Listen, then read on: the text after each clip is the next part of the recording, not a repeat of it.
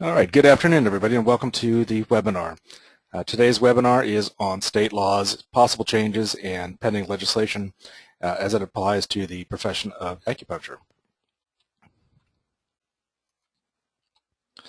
Webinars are kind of an interesting experience. I'll be presenting today, and I won't be able to have any input at all. I can't hear you, but just I speak and I look at the screen, and that's how it works. So it's a little disconcerting sometimes. The process for a webinar, though, is there's audio and video. If you have any problem with your audio, please refer back to your instructions for linking in with the webinar, and it should be able to guide you through the process. You will not be able to ask any questions directly to me or speak to me through the process. If you have questions, I'll take them at the end of the webinar and address them then. You can submit your questions directly through the portal that you should have on your screen. Today's webinar will be recorded. If you have some problems with the presentation or you have to go, we will be recording this verbatim. We won't make any changes. I have as a general policy that the things that I would say in a webinar should never be redacted. For good, bad, indifferent, it is what it is, and people need to hear exactly what it was that was said rather than changing things later on. General disclaimers, this is not legal advice. Do not rely on any of this information for legal standards. If you have any questions about the law, your state laws, legislation, and it applies to your practice or your business, please seek the advice of an attorney or other qualified legal professional. I will be presenting the webinar today. My name is Mark Guimond. I am with National Policy Group. I do, generally speaking, lobbying and government affairs as my profession. I'm a registered federal lobbyist, have been for many, many years. Some of you might remember the repeal of the 55-mile-per-hour speed limit. That's probably my most notable legislation that people actually remember. I've also been a registered state lobbyist, still am. I've testified before the U.S. Congress, and I've testified before about 43 state legislatures. I've been doing legislative work now for 25 years or so. I started out working for U.S. Senator Pete Wilson of California, which makes me go back a very long ways in this discussion. So that's generally about me. Some of the things that we've been doing with acupuncture through National Policy Group, which you haven't received, let me know and I will get these to you. We started with the 2013 legislative summary. We put that out in December, and that publication summarized basically all of the legislation of importance that impacted the profession in 2013. We tried to keep out some of the simple things like fee changes and licensing requirements that were really ancillary to the real purpose of practice. It's pretty good as a summary. It tells you exactly what was there, what happened to it, and where to find that legislation should you want to look that up. It was generally a resource for the entire industry just to know exactly what was going on, and that's going to be one of the prime themes of today's webinar is information sharing. What may be important to you in your state is important to you and maybe not your sister state. However, something that happens in another state could come back and be directly important to your profession in your particular state. We also put together a state law summary. This had its genesis in the students here in the state of Maryland. My wife is an acupuncture student. She'll graduate in August, and some of her fellow students and even some of her instructors don't intend to practice necessarily in Maryland. They're going to be in New York, California, Texas, Wisconsin, you name it, they're going throughout the country. And one of the themes that they had was, I really don't know what statute to look up, where to find the law, and what the requirements are. I'm not a lawyer. I can't really translate this.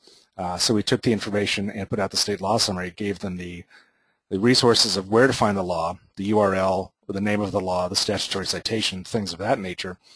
But it also delineated a lot of the requirements in very simple to understand terms. What are the educational requirements? What are the continuing education requirements? Are there insurance requirements? Things like that. And it also included the enforcement or licensing agency information so that they could go to that agency and better find the applications of the information.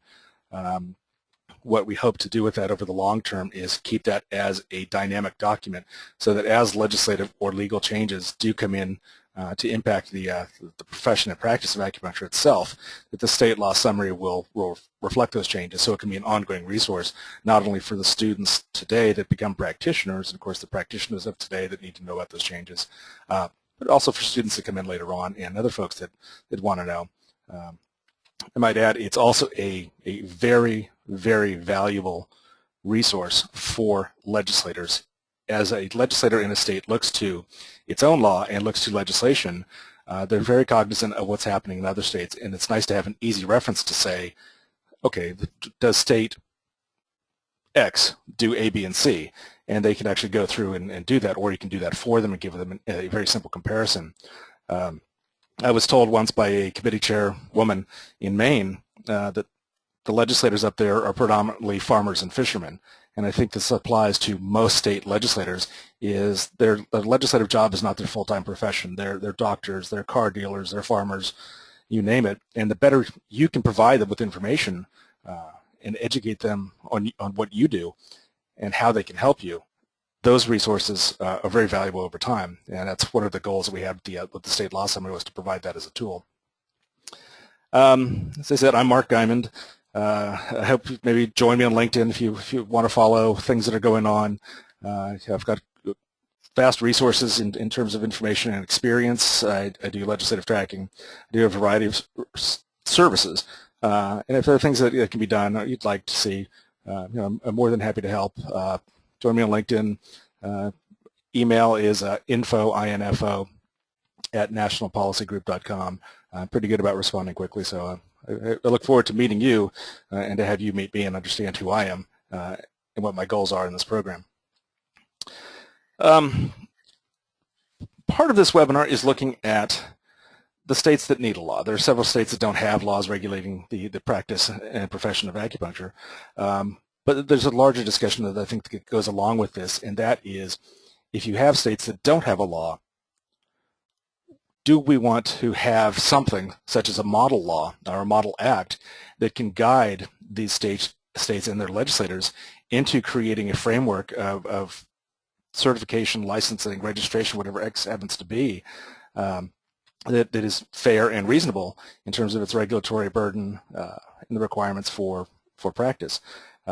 So I'm hoping that from the initial standpoint of this discussion, that perhaps in the back of our minds we can start saying a model law might be the approach that would be best on this.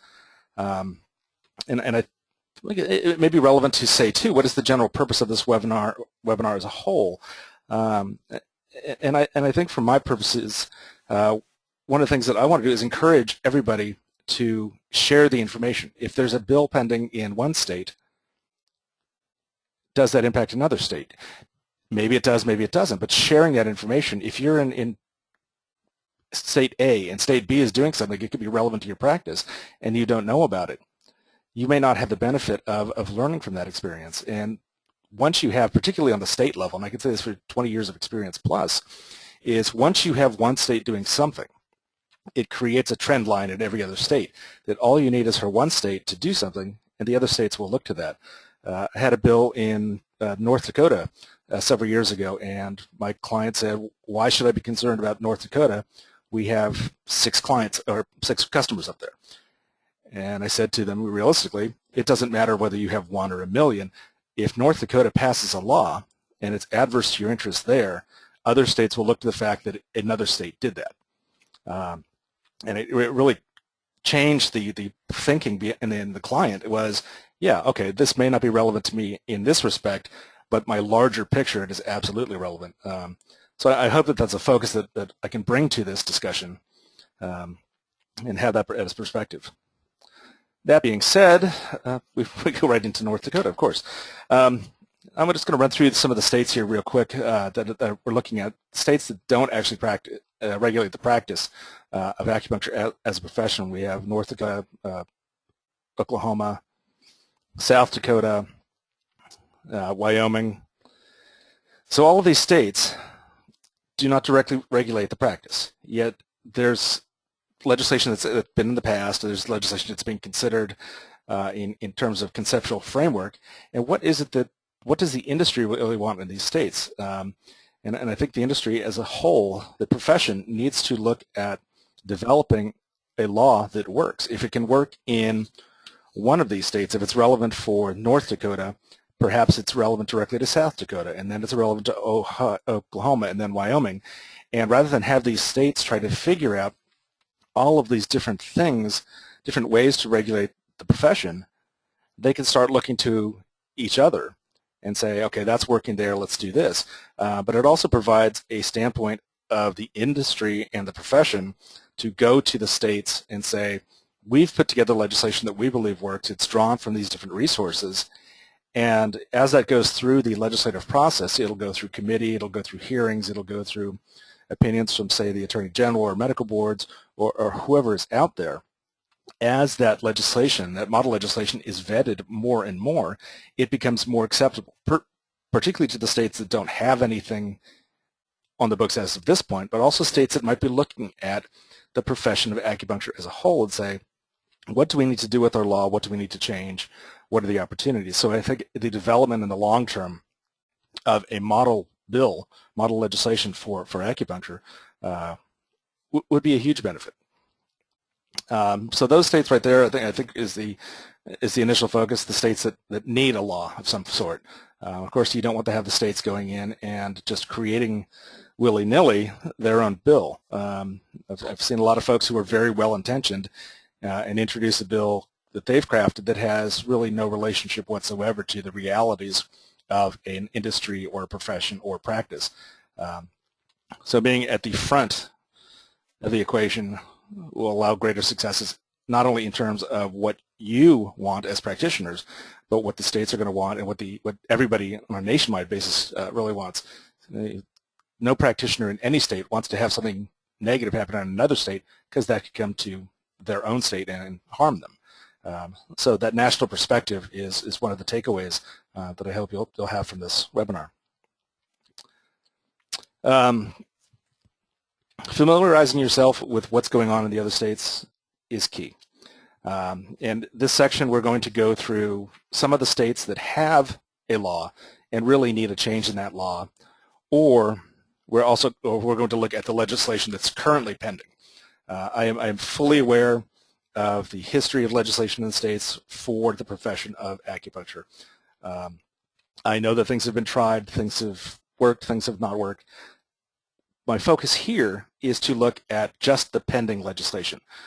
These are bills that are in existence as of this moment in time. They're not theoretical. They're not something that might happen. This is a reflection of legislation that is actually existing today and that you as a practitioner could have an impact in, or as a profession nationwide could help out.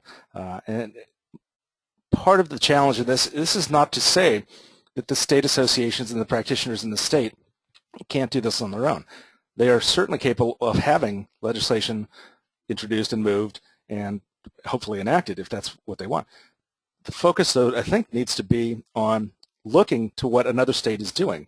Could this be something that would be very good in another state? And if you're not receiving that information or you're not familiar with what's happening in the other states, there's no way for you to analyze and then act upon that legislation. So my position is not challenging what the states are doing in their efforts, but rather to have folks in other states look to them and say, hey, that's a great idea. Let's do that in my state. Or let's see how it pans out in that particular state, what the opposition is, what the vote count is, things like that, and say maybe that's something we want to do. Or it's such a hassle, we're not going to touch that with a 10-foot pole. So that being said, I think one of the states that everybody is pretty much familiar with is Alabama. And in the state of Alabama, acupuncture as a profession is restricted to licensed medical personnel. I know that folks have looked at legislation in the past and are considering it in Alabama. But it's a perfect example of where the industry could come together and look to other states that may be making changes and have Alabama reflect upon the changes in other states. If the regulatory burden or the statutory restrictions in Alabama are extreme, which I think everybody might say that they are, could Alabama learn from what's happening in other states? And we'll look at a bill that's happening in really a sister state to Alabama in a little bit, but to say that could we retract back from the severity of this position in how Alabama views acupuncture as a whole, that it has to be done by medical personnel. And it's questioned, according to Alabama, it's an experimental procedure.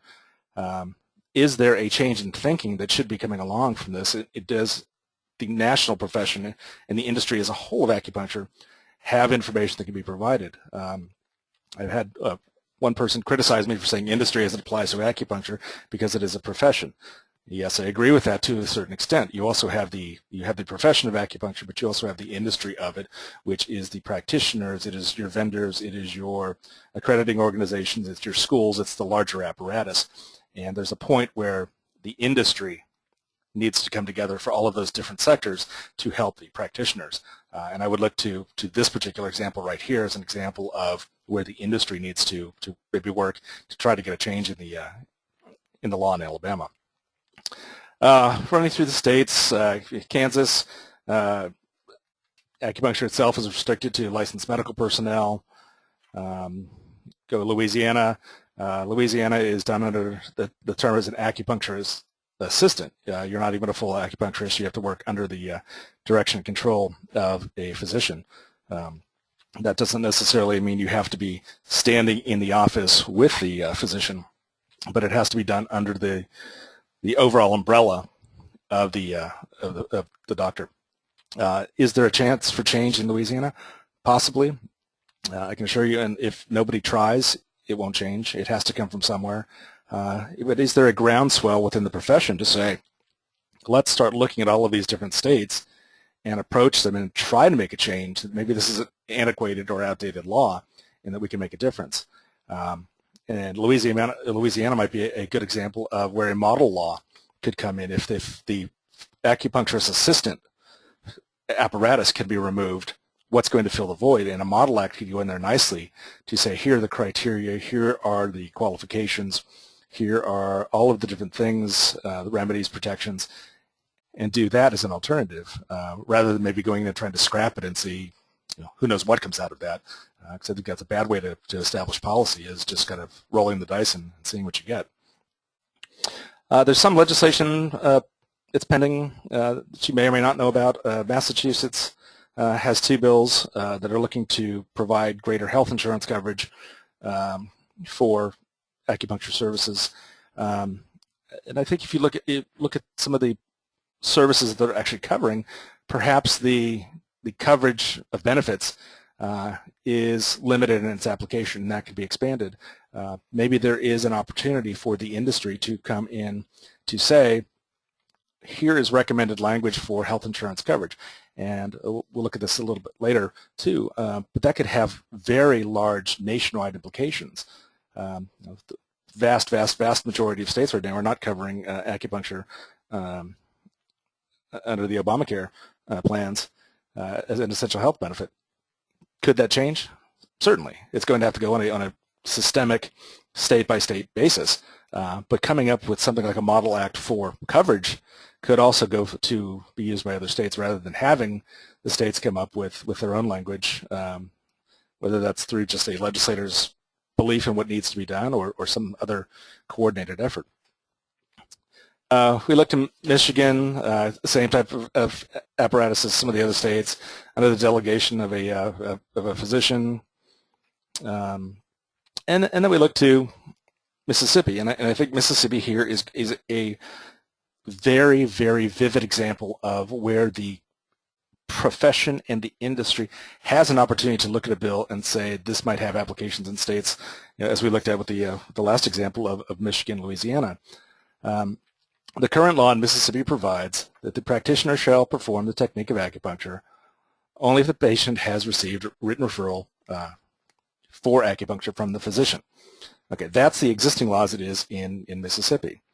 And pending there are actually two bills now in Mississippi. I didn't have the time to get the second one on the slide, so just forgive me, but it's in the email out to everybody through Constant Contact. All right, so Senate Bill 2391 and its companion are trying to change the law. If you go up to the top of the screen, that paragraph is the existing law. Now, the change, the policy shift that we have down the bottom, the underlined language is the addition. Mississippi would say that you have to do the written referral from a physician unless you've been licensed to remain in good standing for 5 years with no disciplinary action. So it's a major policy shift in what the law is right now. And I certainly do not take the position as to whether or not this is a good thing or a bad thing. I could see people viewing this either way. But it is a major policy shift that has an application not only in Mississippi, but to many, many other states. So if you're in a state that requires, say, a physician referral or acting under the direction of a physician, is this a step in a, it's a step in a direction. Let's just go that far. And say that this could be used as an example in other places. My point being for this, I think, is while this may or may not impact you directly, if you didn't know about it, it doesn't serve you well. This is information that should be shared through the profession and larger in the industry. This is relevant information for everybody that has a position in the industry. So I would think that everybody would want to look at Mississippi and say, okay, this could be helpful in my state or not, but at least I know about it. And if you look at the nationwide apparatus of legislation, you want to know what's going on in other places. It can't just be my own sandbox and is isolated. I need to know what changes are going on in other places because those may come back to my own state. Again, continuing through, Nebraska has the same type of referral apparatus as the other states. It's prohibited practice to not get the referral. And then we look to New Jersey, which has several different things in there that are, I think, important.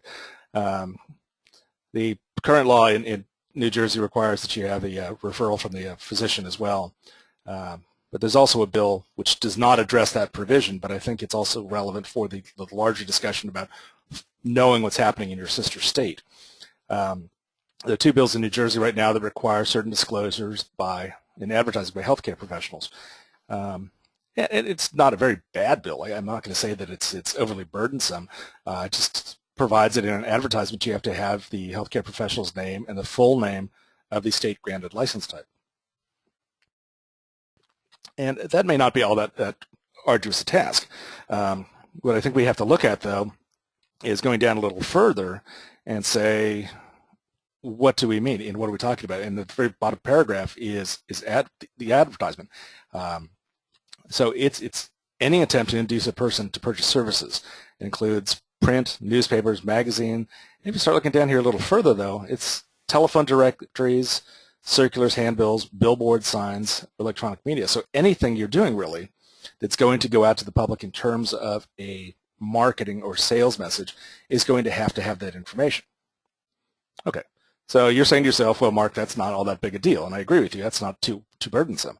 However, it's burdensome to the person that fails to have that information, say, in their yellow pages or some other information that they have forgotten about, or is it a business card, X, Y, Z, you name it. If you fail to do it, you're violating the law. So while this may not be all that big a deal, failing to comply with it is a big deal. And knowing what's happening in one state to another, this is the type of law that could easily move around. We saw in 2013 several bills that looked for advertising standards for healthcare professionals. And if you look to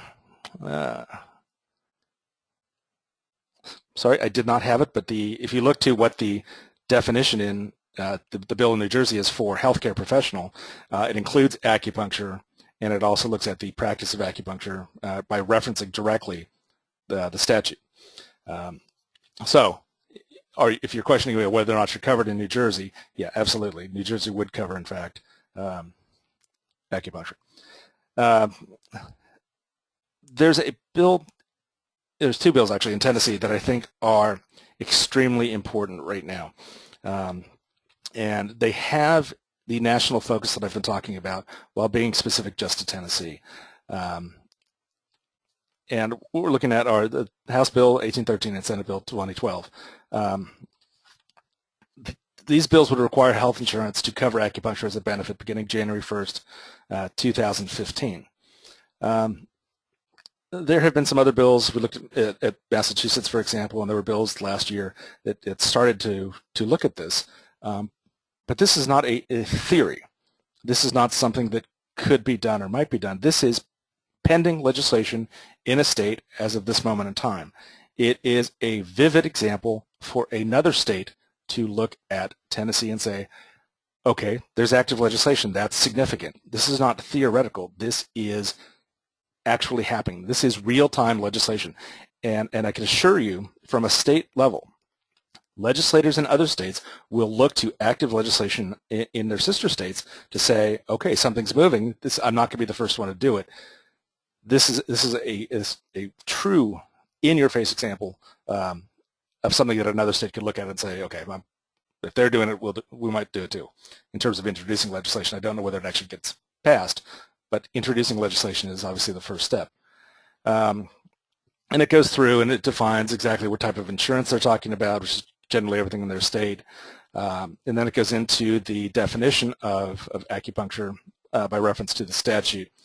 And of course, the statute provides specifically what acupuncture and the practice of acupuncture is.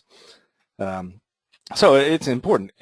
One of the things that I had a criticism for the bill in the United States House of Representatives, 3799, HR 3799, is that it didn't define acupuncture. We know what we're talking about, but it's not specified. And I think that makes a law that is overly broad and very ambiguous. Tennessee, of course, has gone into taking the effort to reference the statute so we know exactly what we're talking about, and this is a very good way to do it.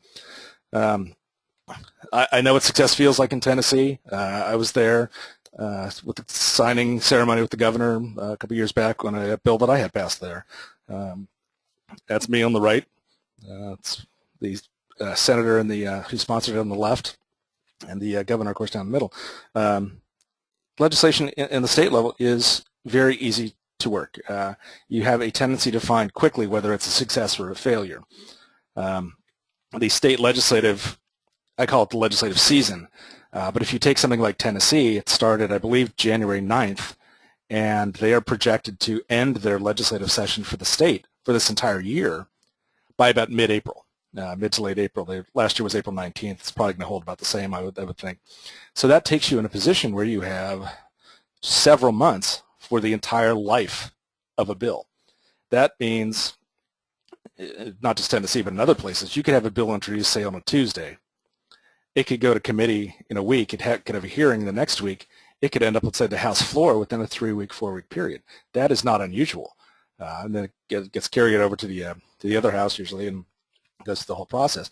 But you might have something that starts in January or February, and it will either live or die by the time April or May comes around. That is the life of a bill in most states during legislative season, and it moves very quickly and requires that the information be there. What's happening in other states? What is the industry position? Do you have model language? What are the amendments?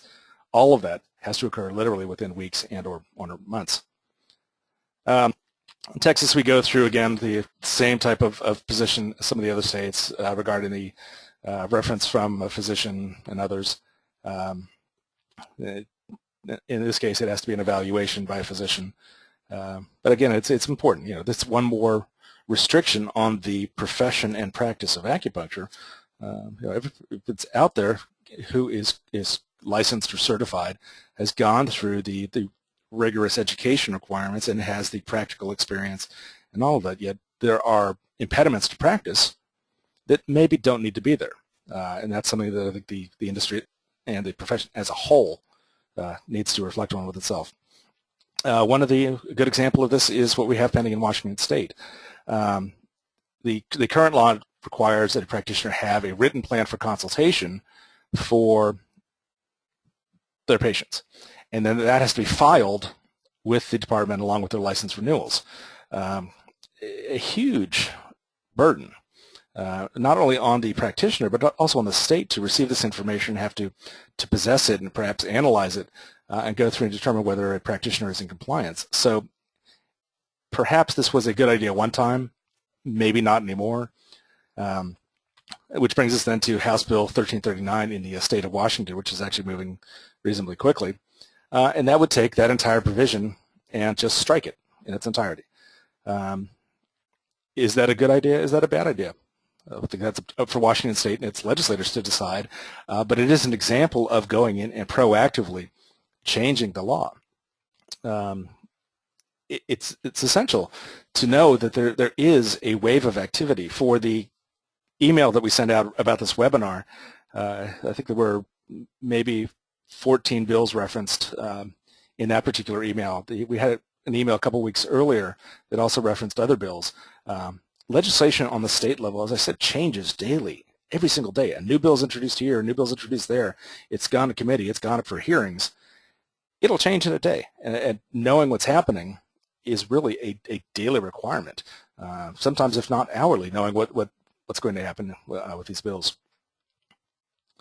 There are other bills out there that I think are important to know about, and it kind of just makes the case that I'm saying that you should know what's happening in other places. Hawaii has 2 bills that are going to require licensing for herbal therapists. Does that apply to you? Does it not apply to you? I don't know.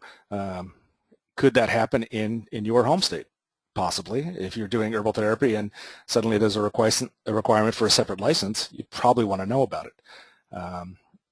Other bills, another bill in Hawaii about who can use the Doctor of Acupuncture designation, requiring that it be a doctoral degree and those requirements. So if you look to what one state's doing, again, could this happen in your own state? Possibly.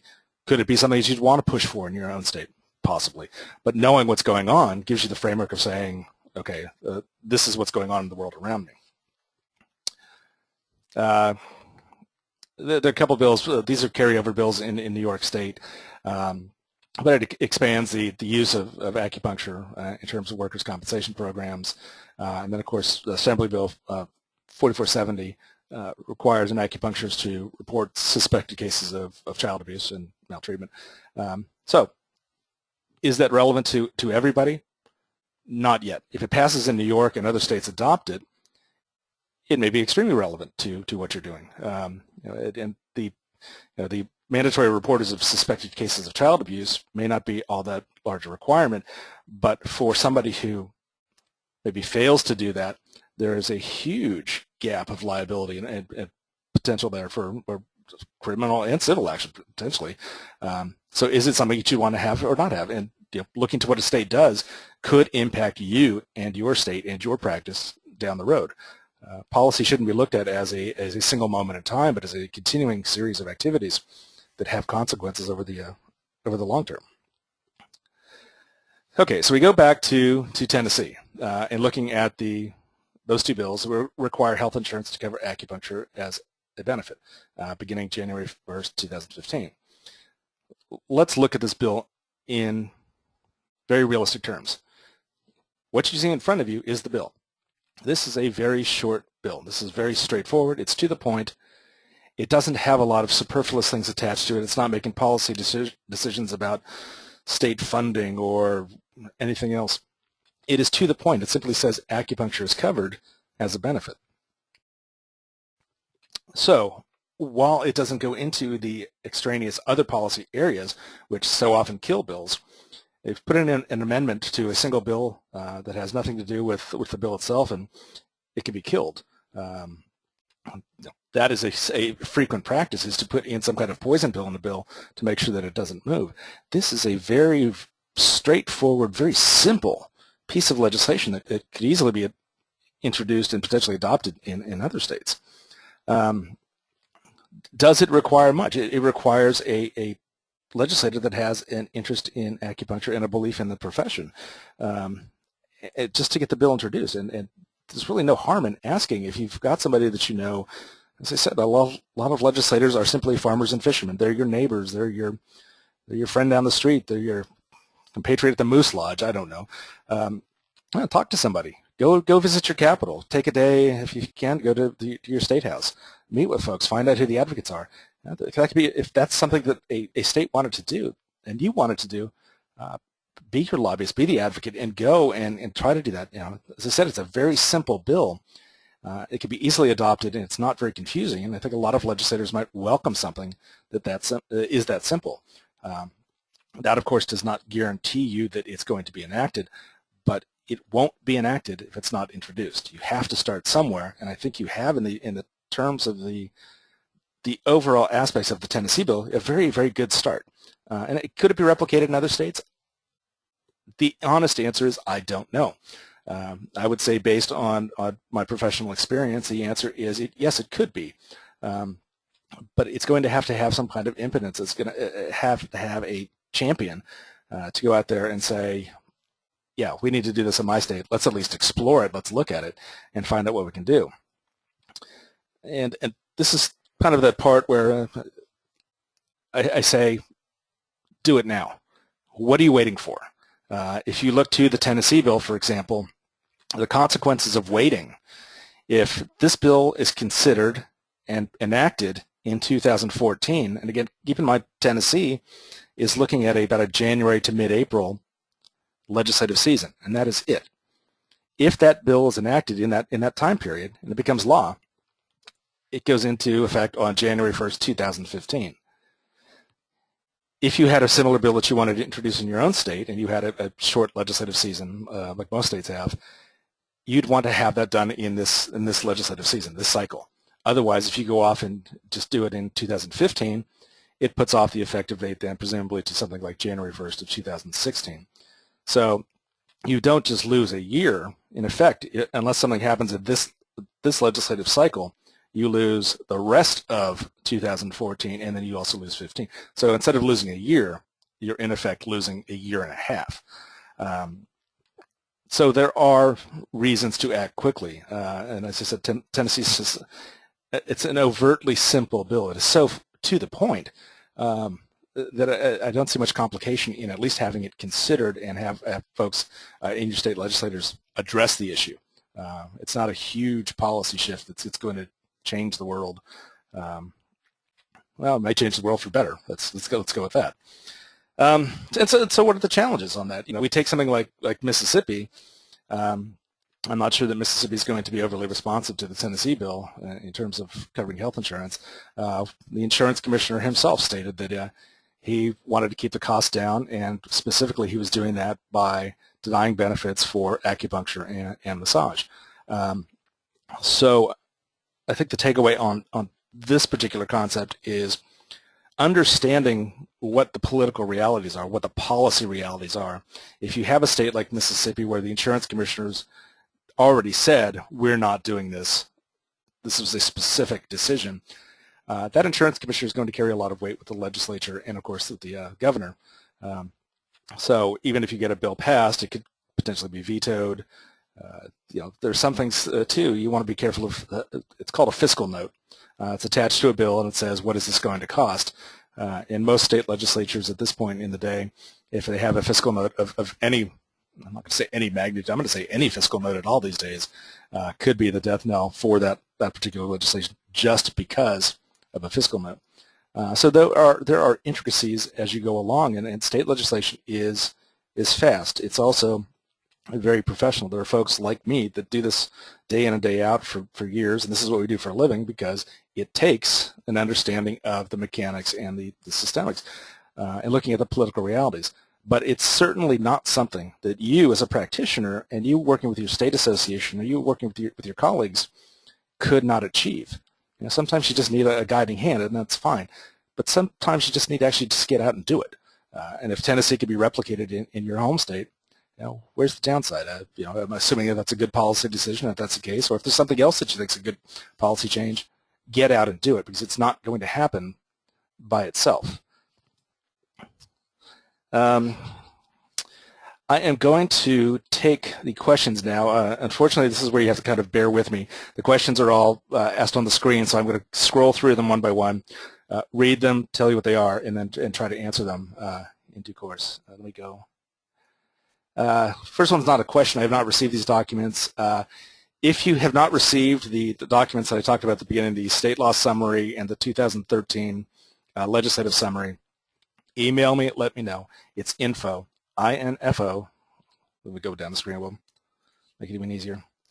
info@nationalpolicygroup.com. Simple request, just let me know. We'll get you taken care of, and that should be that easy. Can you post the numbers of the Tennessee bills again? Let me just go ahead and read what the Tennessee bills are rather than going back. If I don't know who asked that, but if you're here, it's House Bill 1813 and Senate Bill 2012. And if you can't pull those up, go ahead and let me know. Just send me an email at info and let me know that you're having problems. I can get you a URL for those directly. When you have the URL for the state, it'll also tell you what's happening with the bill, where it's been referred to, any pending committee assignments, any hearings that are going on. So you can actively follow that. But again, those two bills, I think the two bills in Tennessee are very relevant for everybody. And even if you're not in Tennessee, it certainly doesn't hurt to reflect upon what's happening around you. I will say, as kind of a side note, chiropractors, the industry as a whole is larger than acupuncture, but it's not significantly larger. It's not as though we're talking about 20, 30 times of the practitioners in acupuncture. But they are very good about being responsive to what is happening in their sister states. And I'll give them kudos for that because it's an effective tactic. It doesn't just mean supporting your fellow practitioners.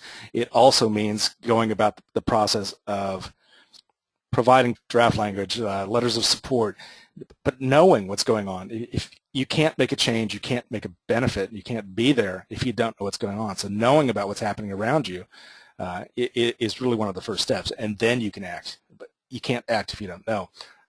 So I would pose that as an issue for the industry. It was a challenge to the industry. I am in Tennessee. How do I find the representatives I need to contact? The best way to contact them: phone, email, etc.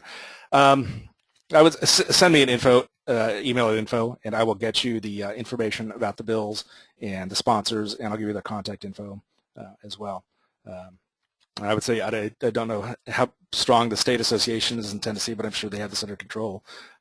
Work with your state associations. They're there to help you. And I think in turn they're there to help everybody on a nationwide basis too, lending that support of one association to another in terms of transparency of policy within the profession and the movement of policy from a state-to-state basis. It's not quite as complicated as a game of chess, but it's probably right around Chinese checkers maybe. But knowing how that entire playing field, that board is looking at you, is essential. Probably killed this point and said it way too many times, but if you don't know what's happening in the other states, you can't make a difference. You have to know first. I'll just leave it at that. I think I can't beat that horse several times. If anybody has any last-second questions, feel free to pose them. If not, I'm going to close out of here in a couple seconds. All right, no last-minute questions. I want to thank you for joining me today. This webinar was intended to cover really state laws, possible changes, and pending legislation. I think we achieved that. And if there's anything else you need, again, feel free to contact me at info. I got one last.